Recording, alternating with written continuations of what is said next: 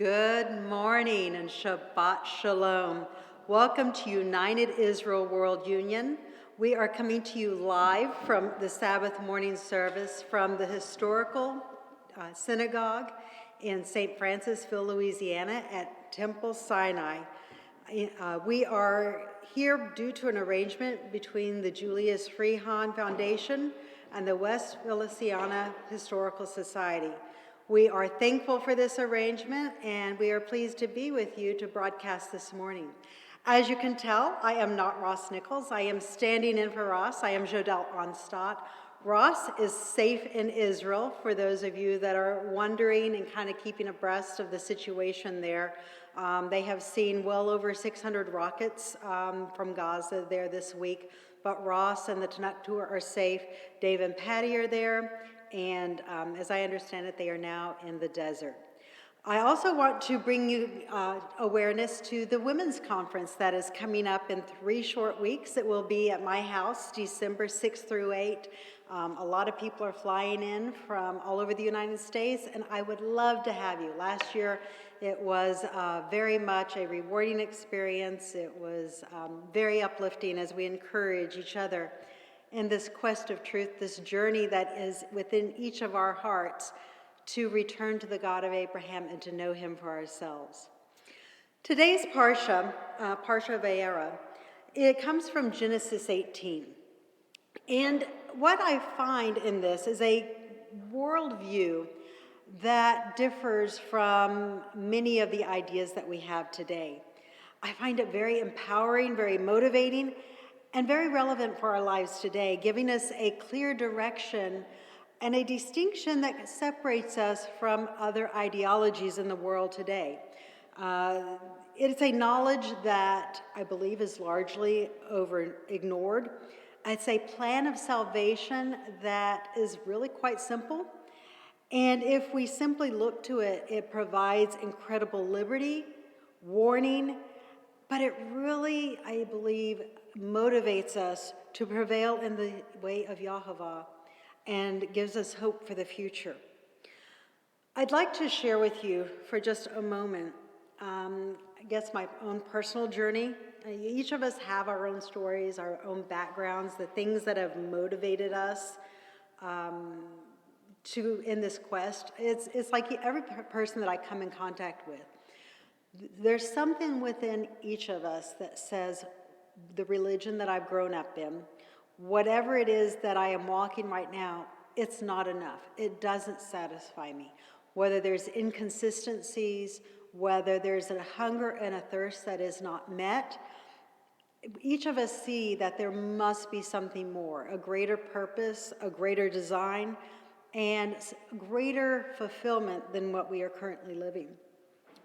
For me, it was that truth was knowledgeable, that there is a truth that we can obtain.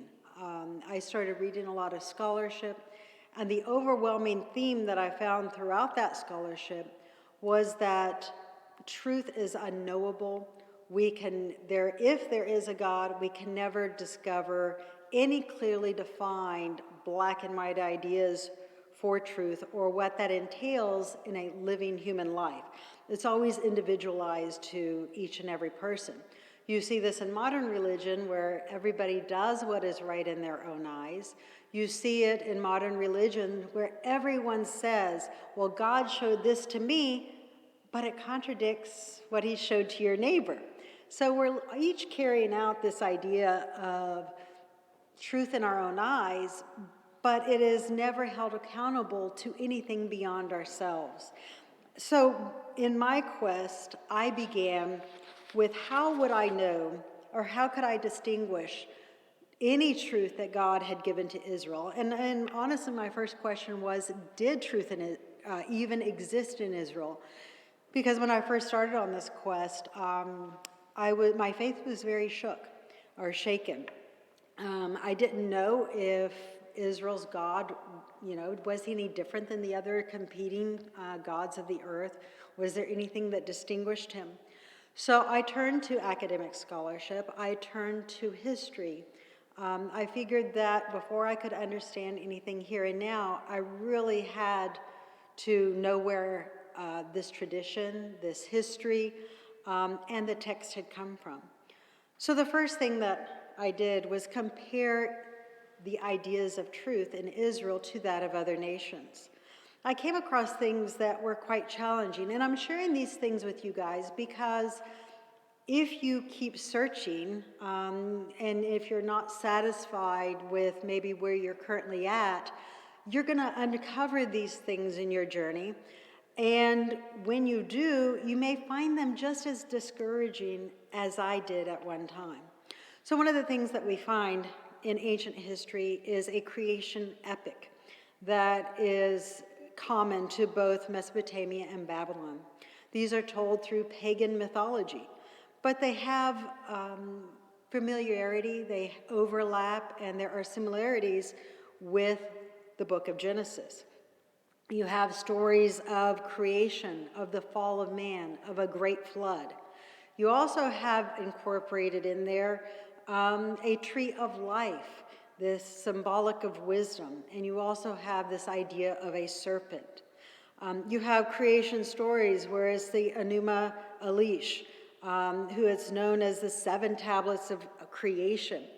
Now, historically, if we put this in, as far as lining it up with kind of a chronology of Israel, a chronology within the biblical sphere, all of these stories, the earliest stories that we have, are contemporary with Jacob and with Joseph during his time in Egypt.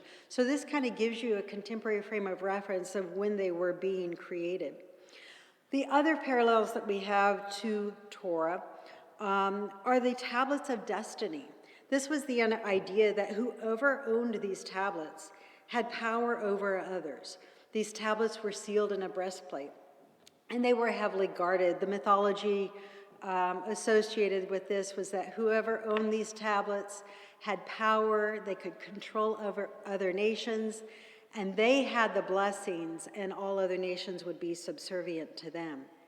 We also have the idea, we also see that there is the name of Yah in other cultures predating the formation of the nation of Israel. You also have similar laws, like the Code of Hammurabi, which embrace an idea that is found in Torah of eye for an eye and a tooth for a tooth concept. Now, the application of Hammurabi's code based on the principles of Torah is grossly misapplied. It is something that is very harsh. We're not going to get into all of that today, but I do want to draw some very general parallels between the two. So for me in my own journey, I saw all of these parallels, and I really wrestled with the Hebrew scriptures. Did they contain truth or simply another version of mythology? Was there anything different that distinguished Israel from other nations? Or was it just another variant of all the other vanities, of all the other theologies under the sun? So as I took this, I figured that before I could test the waters, I had to gain a better understanding of a biblical worldview and a biblical perspective. And to do that, I had to put all of these mythologies within the context of ancient scripture and of ancient Israel's past. If it was true, before I could discount it as being true, what ideas did it hold of itself? And I came across something that, for me, put all of these ancient mythologies into perspective. And believe it or not, it was just kind of simple numbers. It was a numbers game that came down to the ability to preserve truth, to preserve an original doctrine from creation through Noah to Abraham and then later the nation of Israel. So I'm going to just mention this very briefly. It's something that I don't want you guys to get confused, but it did provide, I guess, a clarity in understanding the ancient world. So we have, and you guys may have heard me say this in the past because it's something that I love the context of this. From Adam to Jacob, is 2,000 years. From Adam to Methuselah is 1,020 years, but only 2 living generations. From Methuselah to the flood is 784 years. This again is according to biblical chronology in Genesis. From Adam to Methuselah is 2 generations. From Methuselah to Noah is 3 generations. These are living generations. So you have that from Adam to Noah, again, are only 3 generations. Noah is still living during this destruction of the Tower of Babel. Noah is still living at the call of Abraham. As a matter of fact, Abraham is 58 years old when Noah dies. So when we look at any similarities, any parallels between ancient foundation myths of what we would consider pagan nations and that of the Torah, if Noah, Shem, and all the early patriarchs were alive during the creation of these epics, if it preserved a kernel of truth, then it is possible that that occurred simply because these patriarchs existed and they lived all the way through the time of Abraham. As a matter of fact, Shem lived until Jacob and Esau were 50 years of age. This provided incredible continuity and incredible an avenue whereby truth could be preserved. Now you find that about 360 years after the flood, the Tower of Babel is destroyed. And it is then where the nations begin to depart from the way of Yahweh. It's when they begin to embrace all the vanities under the sun. It's fascinating because even when Abraham comes into the promised land, when God gives him the promised land covenant in Genesis 15, God tells him, he says, I cannot yet destroy the land. I cannot give it to you because the sins of the Amorites have not come to the full. That's Genesis 15:16. So you find this idea that early nations had some sort of truth. They had some sort of standard of righteousness. They had some sort of understanding of sin and of righteousness. One of the first clues that we find to this is Genesis 9:6. We find the concept of eye for an eye and tooth for a tooth within God's covenant to Noah. And this in Genesis 9:6, this is what Yahweh says. He says, whosoever sheds man's blood, by man's blood shall he be shed, for in the image of God is he made. What we find here is opposite and equal reactions. Punishment must meet the crime, and there is a sense of accountability. But we also find within 7 generations from Noah, the nations of the earth begin to depart from truth. They begin to seek their own ways. Now, I find it very interesting that when you study ancient cultures and ancient societies, every city was very concerned with righteousness and justice. Each cult in each city placed emphasis on a system of justice and judgment. Each cult, each god embraced its own laws and created its own way of life for its patrons. So that you have the idea of taking these principles given to Noah, and they're trying to incorporate them into a living law that would benefit and affect righteousness and justice in each city and each town where people worshiped. Now, as they get further and further from God, further and further away from the flood, you find that they begin to apply these in very conflicting manners, so that there is a need to restore. But you find that within this, that there is a point of view that when that truth had been preserved during this time. It's very fascinating when we turn to Genesis 18, that there's no biblical record of Yahweh ever having revealing his law to Abraham. Yet when he comes into the promised land, God tells us that he had it. Whether he had it from Noah, whether he had it from Shem, we don't know, but he had this law. If you look at Genesis 18:19, and this is what God says of Abraham. He says, "For I know him, that he will command his children and his household after him, that they should keep the way of Yahovah to do justice and judgment, that Yahovah may bring upon him that which he has spoken." So we have two concepts here. One, we have the idea that God's blessings are always predicated upon our accountability, upon our commitment to following a way of justice and judgment. So God's blessings are also predicated and they are dependent upon us walking in this way. We also find later, when God renews a covenant with Isaac, Abraham's son, that blessings are once again predicated on this way of life. In Genesis 26, verse 5, God tells Isaac that he will bless him for a particular reason. He will bless him because Abraham obeyed his voice, kept his charge, my commandments, my statutes, and my laws. This is the exact category of law, of a law code that is given to Israel in the Israelite constitution.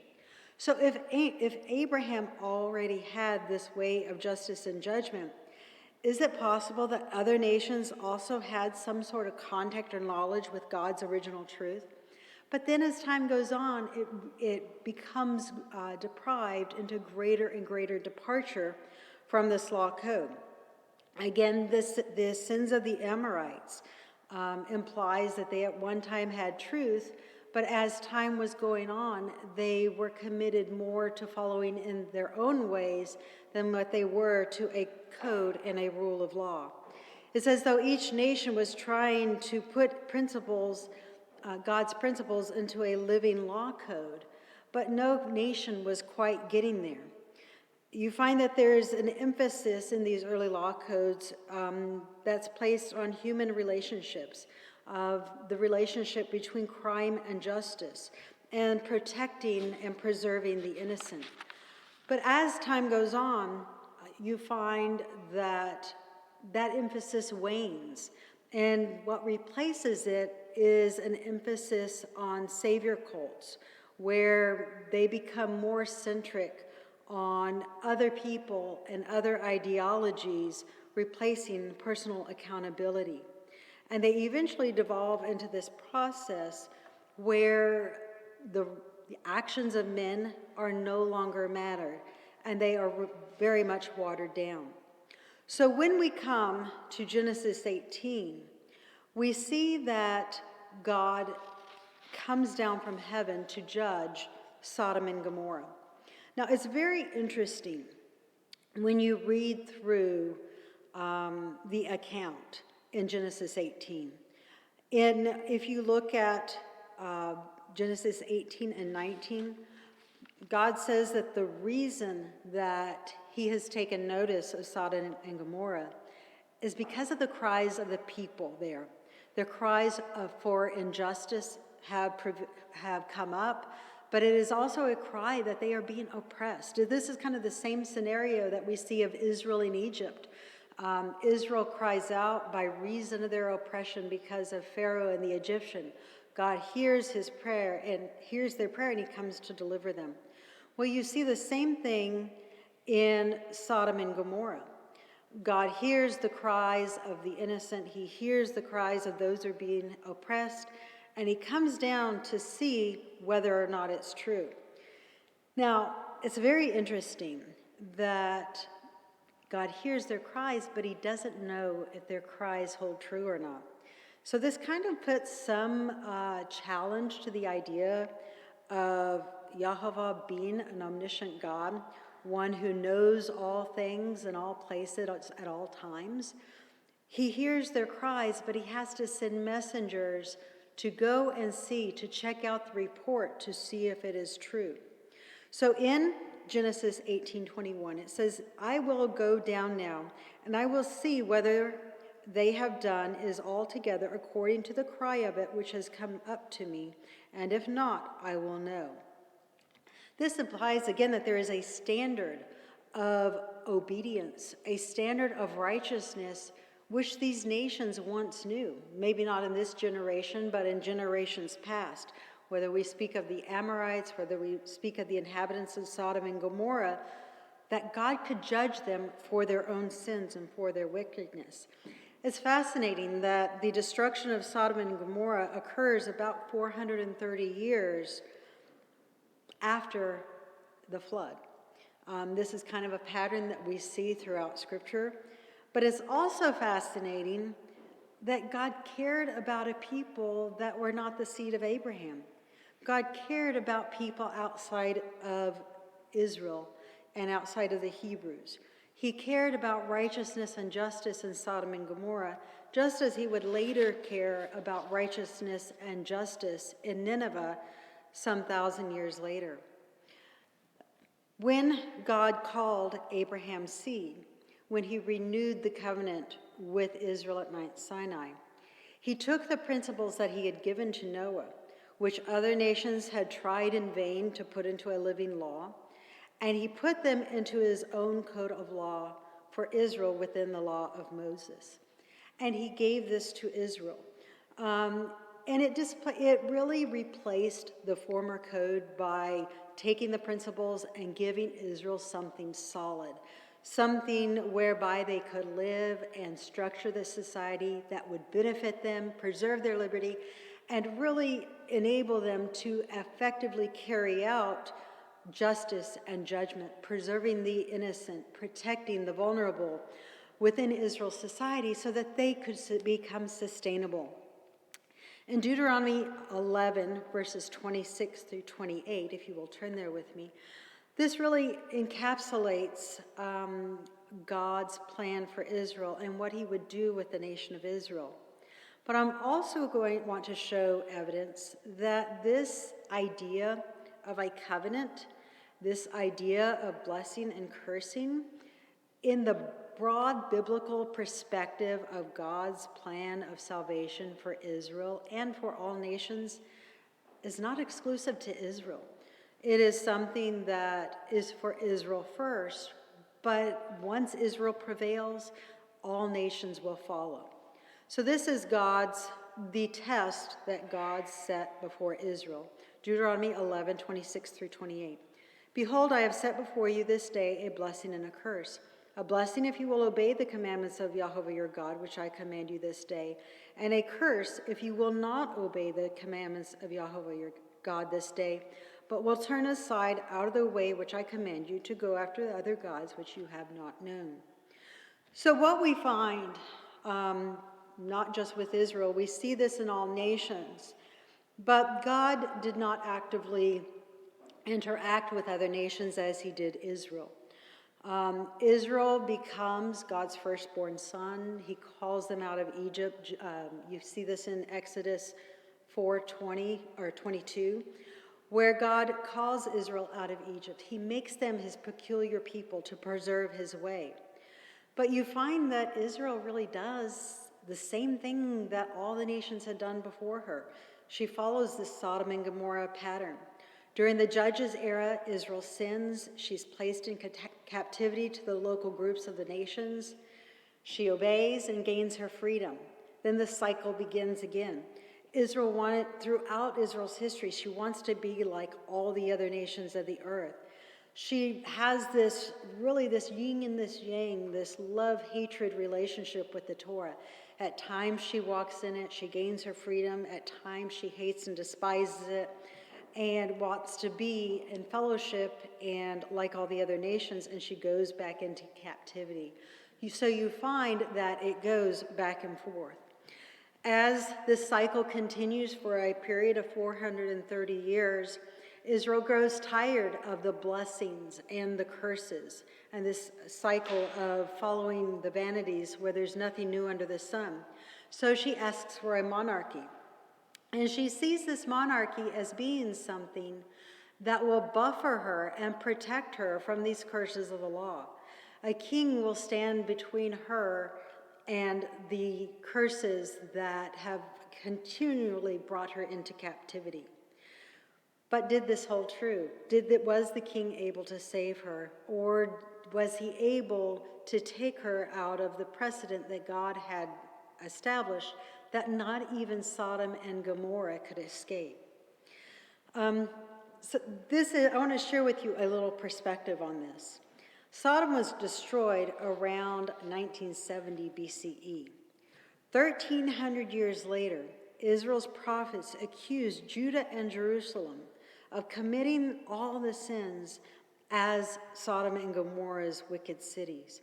Jeremiah accuses Jerusalem and Judah of committing adultery, of embracing lies over truth, of strengthening the hand of evildoers. And he states that none were willing to turn from wickedness. In Jeremiah 23, verses 14 through 15, God accuses the city of committing all the sins of Sodom and Gomorrah. Let this sink in for just a minute. Israel refused to sanctify the way of Yahweh. Her society was committed to her own way and of condemning the Torah that God had given her as something that was for generations past, of something that was no longer relevant, that did not hold any truth or any wisdom for her day. In Jeremiah 23, verses 14 through 15, this is what Jeremiah says. He says, I have also seen in the prophets of Jerusalem a horrible thing. They commit adultery and walk in lies. They strengthen also the hand of evildoers, that none does turn from his wickedness. They are all of them to me as Sodom and the inhabitants of Gomorrah. Therefore thus says Yahweh of hosts concerning the prophets, Behold, I will feed them with wormwood and make them drink the water of gall. For from the prophets of Jerusalem profaneness is gone forth throughout the land. Israel's prophets, her leaders, her elders, were leading her astray. They were giving Israel profane teachings. This was as late as 615 BCE, all the way to the destruction of the first temple in 587. They perverted the way of Yahweh. Just like God gave Israel quail in the wilderness when she thirsted after meat, God would once again give her the lust that she desired. He would give her the vanity and the false doctrine for which she longed. The theology would cause her righteousness to be considered but filthy rags. She would not appreciate it as she longed to be like the nations of the earth. And again, what we find is that this cycle of vanity under the sun began again and again. Wars, civil strife, small disturbances, loss of wealth. Israel never valued the righteousness that came from obeying the law. Rather, she sought instead to be like all the nations of the earth. Amos tells us, and this is around 800 BCE, he tells us in Amos 4, verses, this is Amos 4, 10 through 5:1. He tells us that as late as 800 BCE, God had already applied the curses of Deuteronomy to the nation of Israel. He had already applied these curses of the law to the land, but yet Israel remained hard-hearted. And this is what Amos says. He says, I have sent among you the pestilence after the man of Egypt. Your young men I have slain with the sword, and I have taken away your horses, and I have made the stink of your camps to come up to your nostrils. Yet you have not returned to me. I have overthrown you as God overthrew Sodom and Gomorrah, and you were as a firebrand plucked out of the burning. Yet you have not returned to me. Therefore I will do this to you, O Israel. Because I will do this to you, prepare, O Israel, prepare to meet your God, O Israel. And then what follows is a lamentation against Israel. This prepare to meet your God is not really a prosperity teaching that you find among religious theologians today. It's kind of more along the lines of Clint Eastwood, who would say, prepare to meet your maker.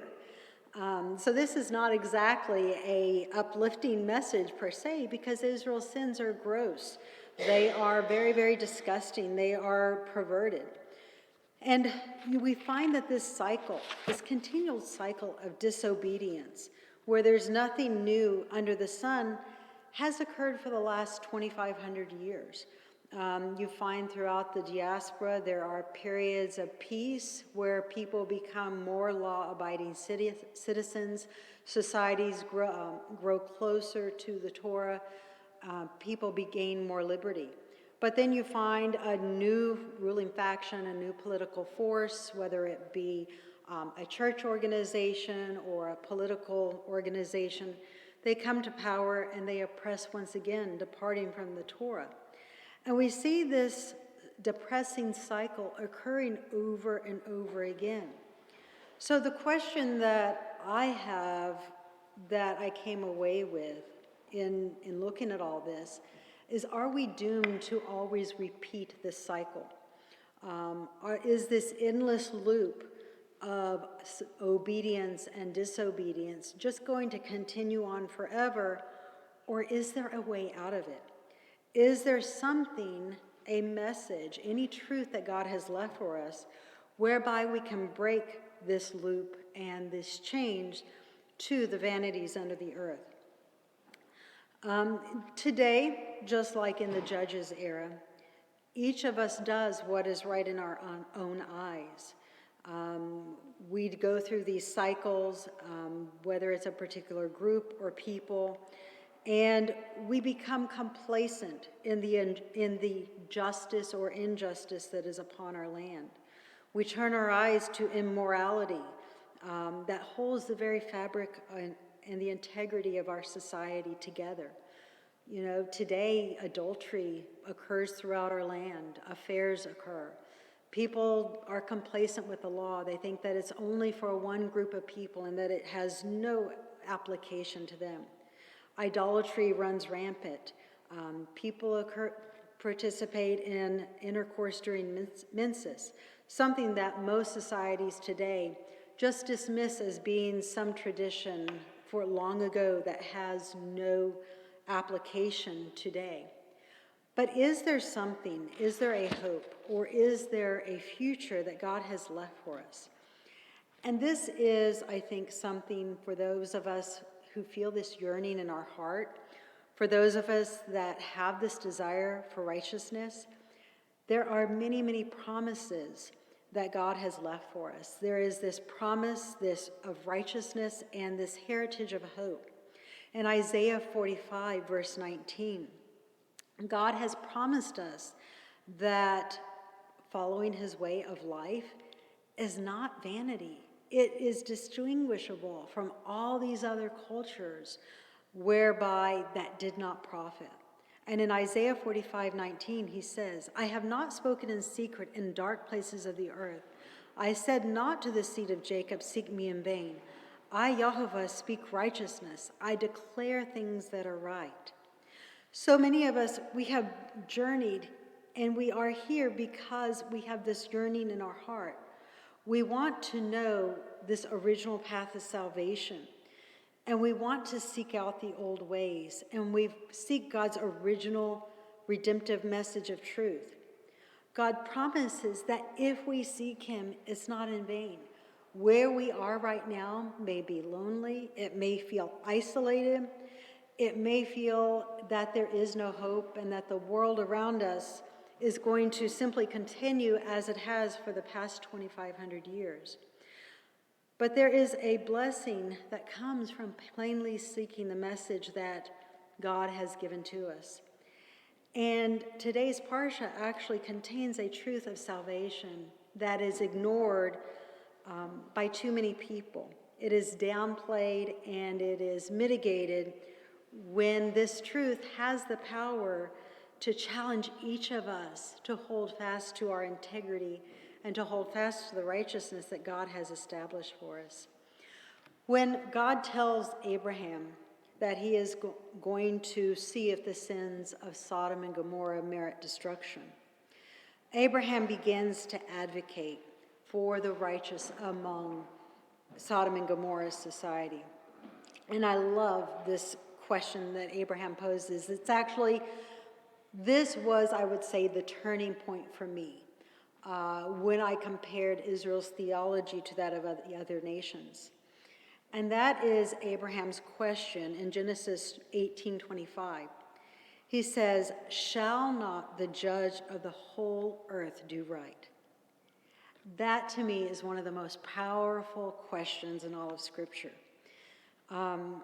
Abraham made the case. He advocated for any of the righteous that might exist in Sodom and Gomorrah society. First of all, of course, this implies that people could be righteous, that non-Hebrews, non-Israelites could be righteous, and that righteousness could exist in other cultures. But he also advocates for the fact that this righteousness, that if it existed, that God would not destroy. I think this is very, very powerful. You know, Abraham begins with 50 people. He goes down to 45, then to 30, then to 20, and then to 10.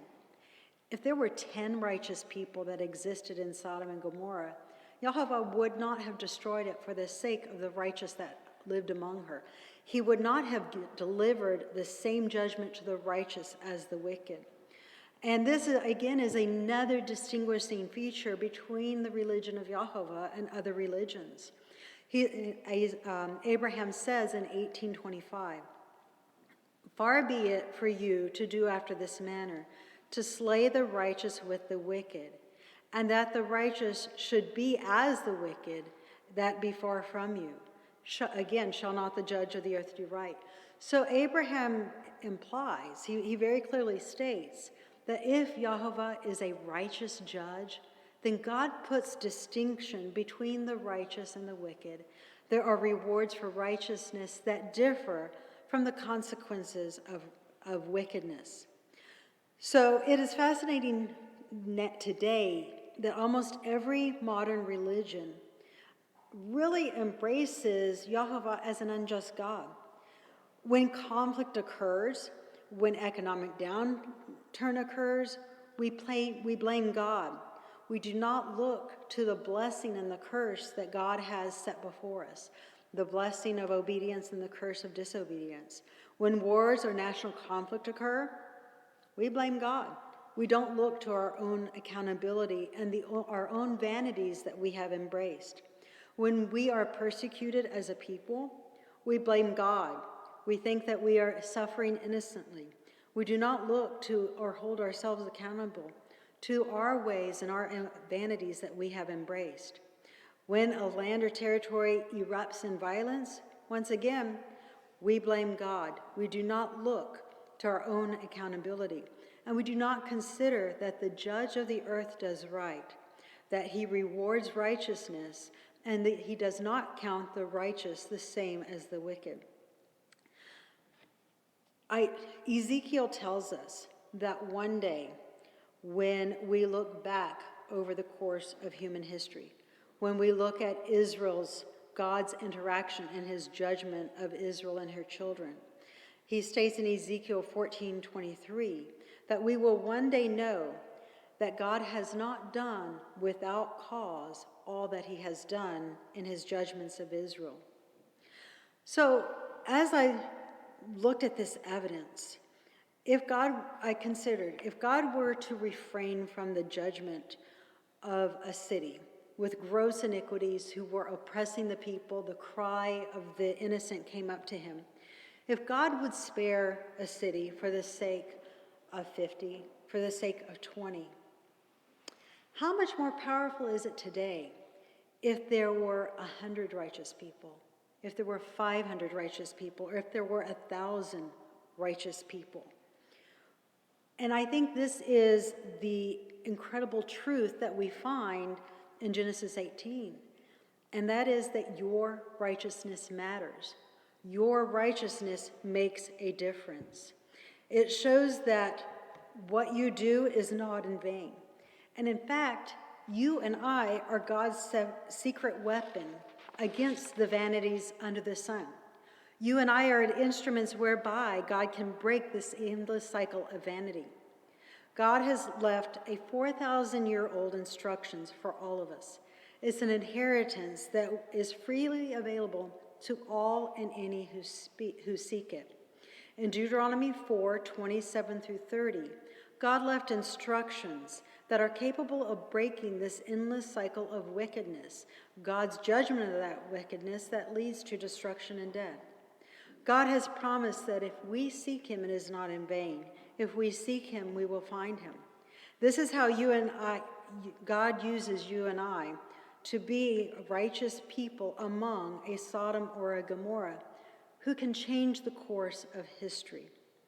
Who knows whether you and I have been called for such a time as this? Who knows if you and I can take hold of the covenant and change the course of cycle of disobedience? Deuteronomy 4:27-31. This is what God says and his promises for the future. He tells us two simple things that we can do that can change the course of human history. Deuteronomy 4 addresses a time when Israel, all the curses of the law have come upon Israel. Israel is scattered to all the nations of the earth. And this is what God says in Deuteronomy 4, verses 27-31. And Yahweh will scatter you among all the nations, and you shall be left few in number among the heathen, where God shall lead you. And there you will serve other gods, the work of men's hands, wood and stone, which neither see, nor hear, nor smell. In other words, they are simple vanities under the sun. But if you will from there seek Yahweh your God, you will find him, if you seek him with all your heart and soul. When you are in tribulation and all these things that come upon you, even in the latter days, if you will turn to Yahweh your God and be obedient to his voice, for your God is merciful, he will not forsake you, neither will he destroy you, nor forget the covenants which he swore to your fathers. This cycle of obedience and disobedience, prosperity and oppression, is not broken by simple faith. It's not broken by simple obedience, but it's broken by a belief and a faith that leads to the action of obedience. It is a cycle, it is a obedience and a seeking that is capable of ending this cycle once and for all. So in this text, God gives us two things that we can do. Number one, seeking God, and number two, becoming obedient to his voice. This is a voice that spoke audibly to Israel at Mount Sinai and gave them instructions by which they should live, which if a man does them, he should live and not die. If you will turn to Deuteronomy 6:24, we're going to look at Deuteronomy 6:24-25. There is a universal way that God blesses a nation, whether it be Israel or any people. It is a way by which salvation can come through all nations, and it always comes through the way that Abraham had, through the way that God gave to Israel at Mount Sinai. It's a way through statutes, judgments, and commandments. And it is these universal teachings that can affect salvation today. Deuteronomy 6:24-25, it says, And Yahweh commanded us to do all these statutes, to fear Yahweh our God, for our good always, that he may preserve us alive as it is this day. And it should be for our righteousness if we do all these commandments before our God as he has commanded us.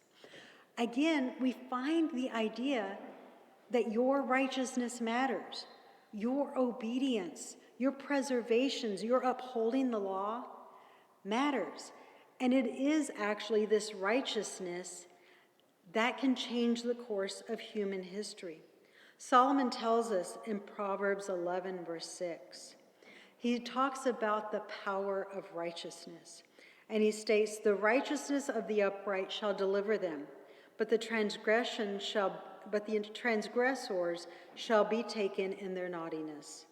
When Israel seeks to Yahweh with all her heart from her captivity, Yahweh will heal.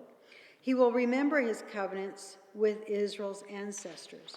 Now, there is a formula that you see throughout Scripture of God remembering. And this, if you guys have a search engine, whether it be a Englishman's Concordance or just go on to an online Bible program, Just put in the string, God remembering the covenant, or God remembers you. And you will find that this is throughout Scripture, when God promises to remember the covenant, it is always within the context of restoring the covenant that was given at Sinai and bringing Israel back to the land. He draws Israel out of all lands and restores them to the land of Israel.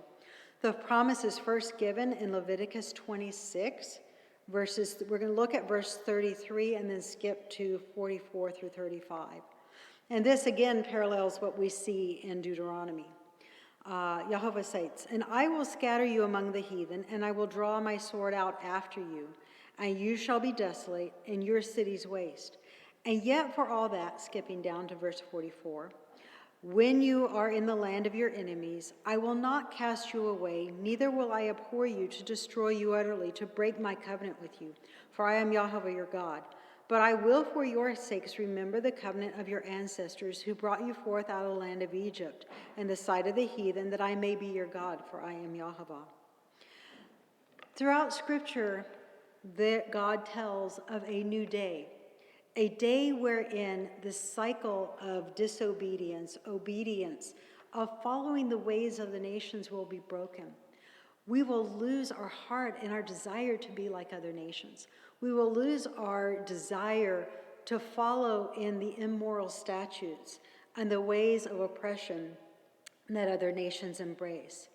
God tells of a new day, a new beginning, where this repetition and this endless cycle of depressing hopelessness ends, a day whereby we take hold of the covenant to obey it. Deuteronomy 30, verses 2 through 6, talks about this day. And this is the promise that God has left. It says, "And you shall return to Jehovah your God, and you shall obey his voice according to all that I command you this day, you and your children with all your heart and soul. Then Jehovah your God will turn your captivity." Notice this phrase, "turn your captivity." "And he will have compassion on you, and he will return and gather you from all nations where you are scattered. If any of yours be driven to the outmost parts of heaven, from there Jehovah your God will gather you, and he will fetch you. And Jehovah your God will bring you to the land which your fathers possessed, and you will possess it, and he will do you good and multiply you above your fathers. And Jehovah your God will circumcise your heart and the heart of your seed, to love Jehovah God with all your heart and soul, that you may live." So the pattern here is we return to God, we obey, we seek him, we do the law. God remembers his covenants. This once again implies that your righteousness matters. What you do in your life, your seeking of God, your obedience to Torah matters. David also echoes this. He upholds these ideals in Psalms 58, verses 10 and 11. David, like Solomon, recounts the rewards of righteousness. He states in Psalms 58, verse 10, "The righteous shall rejoice when he sees the vengeance. He shall wash his feet in the blood of the wicked, so that a man shall say, yes, there is a reward for the righteous. Verily, he is a God that judges the earth." So you find David embracing this idea that Abraham raised, that the judge of the earth does righteously. He places a distinction between the righteous and the wicked. But let's come back to Sodom and Gomorrah for a minute. What about other nations? God tells us that when Israel obeys, when Israel returns to the covenant, when they return to their heart, God will remember them, and God will restore them to the land. But is this plan of salvation, is this hope only for Israel? Is it only for the seed of Abraham? Throughout history, we see these hints of God dealing with other people, whether it be his judgment of Sodom and Gomorrah, whether it be his judgment of Nineveh, and even his judgment of the Amorites within the land of Canaan. Other nations, God had given a law to Noah. Other nations had tried in vain to apply it to a living law code that would benefit their people. But they all fell short. So Yahweh established his law code, a correct application of it with the nation of Israel. And you find that throughout history, whether it's Israel or other nations, God is constantly judging sin. And he is constantly judging by a set standard. So I think we need to be very careful in this, lest we be tempted to say that, like those tablets of destiny, that all the nations of the earth, or at least Mesopotamia and Babylon held to, Egypt had its own version, where they held that these tablets of destiny were only for them. And by holding them and making them exclusive, they had power over all the nations of the earth by excluding others from this way of life. God tells us that with this plan of salvation that he has in this biblical worldview, in Deuteronomy 30, verse 7, after Israel has become obedient to his law, that he will take all the curses of the law. Again, this is the blessing. If you obey my law, I will bless you. If you disobey me, I will curse you. He will take all these blessings and all these curses, mainly the curses at this point in time, and he will place them on our enemies that hate us and which had persecuted us. This implies that the same universalist standard applies to all nations, and that when all nations become obedient, that we will all share in the same blessings. So should we discourage others who seek? Should we discourage a heart that seeks God? Should we discourage the direction and point people to inferior paths of life that do not provide the peace, the comfort, and the hope for tomorrow? Other nations have never adequately had God's principles. And we find that the only nation that has had God's principles, the only nation that has been given this hope is Israel. But again, is this exclusive? Isaiah 65, verse 5. Isaiah condemns people when they say, I am holier thou, do not come near to me. God says that this attitude is a smoke in God's nose. And this idea of exclusivity is something that really irks him because it discourages righteousness. And when we discourage righteousness in a people, in any group of people, it hurts us. It hurts our societies. It hurts our peoples and our families. You find that the promises of salvation from a biblical perspective, a biblical worldview, are universal to all people. In Isaiah 56, verse 1, God promises this. His first promise to Israel, and then second to all the nations of the earth. God says, thus says Yahweh, keep justice and keep you judgment and do justice, for my salvation is near to come and my righteousness to be revealed. Blessed is the man that does this and the son of man that lays hold on it, that keeps my Sabbath from polluting it and keeps his hand from doing any evil. Neither let the son of the stranger, this is the son of the foreigner, that has joined himself to Yahweh, don't let him speak, saying, Yahweh has utterly separated me from his people.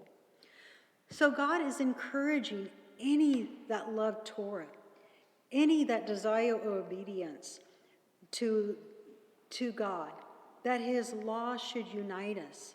Notice that in verse 2, when God says, blessed is the man that does this, that keeps the Sabbath from polluting it. He doesn't say blessed is the Israelite. He doesn't say blessed is this one group of people. It's a universal term. Blessed is the man that keeps the Sabbath, because the Sabbath itself has a universal blessing of peace, of rest, of coming together of family. Again, we have a promise that righteousness will not always just exist in Israel, but Israel will lead all the nations of the earth into righteousness. Isaiah 26, verse 9 echoes this promise. Isaiah tells us, with my soul I have desired you in the night. Yes, with my spirit within me I will seek you early. For when your judgments are in the earth, The inhabitants of the world will learn righteousness. Here we have a concept that it's not just the righteousness of Israel that matters, but it's the righteousness of the entire world that matters. The entire earth will learn righteousness. We find that you and I are vehicles in this. We have an important role to play. We are called for such a time as this to instill righteousness, to create a love, a desire within the hearts of other people. And I think one of the things that I have come across that I find is very counterproductive to a pursuit of righteousness and very counterproductive to this universal idea of salvation is that when people within their hearts, they become stirred, they want more. Wherever they are not satisfied.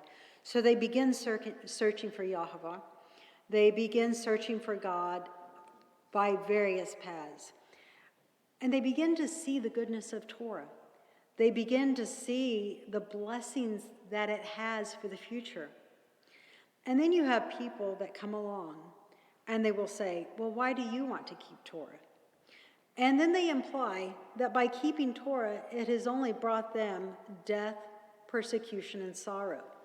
And if you keep it, it'll likely provide the same for you. But this contradicts God's promises that if we obey, there's a promise of obedience. And if we disobey, there is the consequence of persecution. So if we are finding ourselves in the state of judgment, if there is persecution, do we once again blame God, or do we look at ourselves and hold ourselves accountable? So should we discourage others when they seek after righteousness, or does it benefit us, our people, to encourage everyone to a pursuit of truth, a pursuit and an obedience to Torah? God tells us, there is a promise in Psalms, that one day it isn't just Israel who returns to Yahweh, it's the entire earth that returns to Yahweh. In Psalms 22, verses 27 through 31, David states, all the ends of the world shall remember and turn to Yahweh. All the kindreds of the nations shall worship before you. For the kingdom it is Yahweh's, and he is the governor among all nations. All they that shall be fat upon the earth shall eat and worship, and they that go down to the dust shall bow before him, for none can keep his own soul alive. The biblical idea of salvation is that righteousness matters. Israel returns and obeys God, and it affects righteousness. But this righteousness is not universal to Israel. When God remembers the covenants with Abraham, Isaac, and Jacob, he restores Israel to the land. But within this biblical world view of salvation, it's not just Israel that God restores to the land. Jeremiah sheds light on this idea of salvation for the nations. And I believe this salvation for the nations challenges some preconceived ideas. And I'm not going to go through all of this, but I encourage you to look at Jeremiah chapters 48 and 49. Throughout Scripture, or at least throughout Jeremiah, you find that when a people return to Yahweh after they have been persecuted, and he remembers the covenant, he turns their captivity, and he remembers the land. And this phrase, turning the captivity, is always in the context of restoration, a people to their tribal land, making them a strong and free people before him. And so we have in Jeremiah 48:47, I will bring again the captivity of Moab in the latter days, says Yahweh. Thus far is the judgment of Moab. Again, Ammon, who persecuted Israel, who there's enmity between. Jeremiah says in 49 verse 6, after Ammon's persecution, he says, and afterward I will bring again the captivity of the children of Ammon, implying that they will also be restored to their tribal heritage, just like Israel. In Jeremiah 49:39, Jeremiah also states, "But it shall come to pass in the latter days that I will bring again the captivity of Elam." So you find that this plan of salvation is universal for all nations. If we will seek, we will find. Does it really matter what nation we are from? It does not. Jeremiah 29, verses 13 and 14. The promise is reiterated again. "If you seek me, you will find me, when you search for me with all your heart. I will be found of you, says Yahweh, and I will turn your captivity. And I will gather you from all nations and all places where I have driven you. I will bring you again to the place and cause you from where I have caused you to be held captive." So whether you were an Israelite or an Ammonite, everyone is returned to their tribal and heritage. So when we look at the biblical view of salvation, we find that God had given some original principles to Noah. Abraham had that truth when he came out of Ur. You find that the world began to embrace vanities under the sun. God established truth and these principles within a living Torah given to Israel that taught them how to live and taught them a society how to be righteous. Israel corrupted truth and embraced every vanity under the sun. God applied the curses of the law. Israel became just like Sodom and Gomorrah, and God killed Israel and drew his sword out after her for her own wickedness, just like he did Sodom and Gomorrah. But yet we find that there is a promise that is given to the heritage of all those who seek. We are told that Israel will seek and Israel will find. But if you find in your heart that you are seeking and that you are finding God and that you are discovering his ways, don't let others discourage you. Don't listen to mankind today who says that God cannot save or that there's another way of life that you should follow. Seek God, because there is only one path of salvation, and there is only one way that can break this endless cycle of disobedience and this endless cycle of oppression.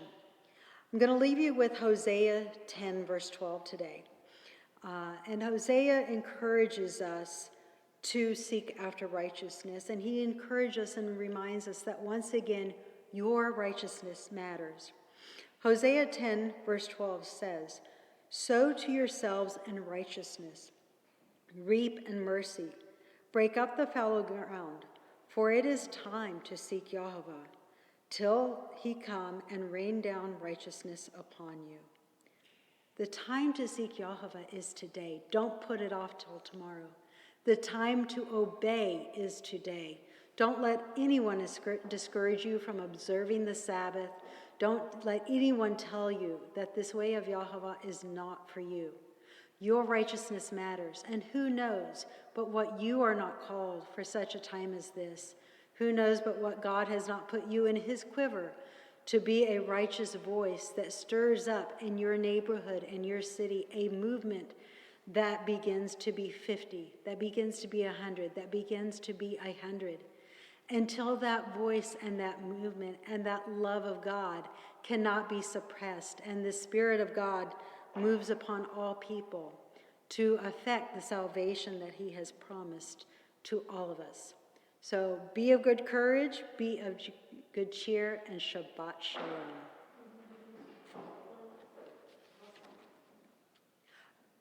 Dialogue today. Yeah? All right, so join us in 30 minutes. About 30 minutes, we will take a break, and we will come back for a dialogue session at the UI Center just up the road.